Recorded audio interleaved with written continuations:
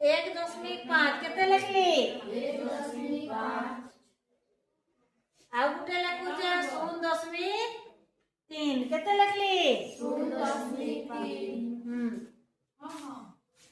हम एटा गुणन करमा 1.5 के गुणन करमा कहाँ संगे 0.3 संगे बुझी पारलो कि नहीं पारलो हम एटा कि जदि भग्न संख्या बनामा ले केते हेबा 15 विभक्त का 100 हेबा कि 10 कांदे गुटे अंक परे 10 भी गछि बुझी पारलो एटा केते हेबा 3 विभक्त केते हेबा 10 कांदे को गुटे अंक परे 10 भी गछे हां तुम जानि छ ना भग्न संख्या रे गुणन पड़ला मिले सीधा सीधा लव के लव से गुणन करसन 15 3 केते 45 10 दशा 100 है ध्यान देलो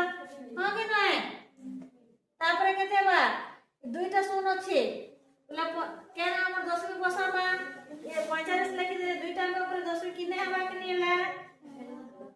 এখন দুইটা দশমিক সংখ্যার গুণন হয়ে পারলা কি নি উত্তর কেতে বাহারলা 0.45 নি কহ 0.45 কেতে হলা 0.45 দুইটা দশমিক সংখ্যার গুণন জানলো কি নি জানি জানলু বড়িয়া লেখো এটা আর গোটে করে দছ দেখো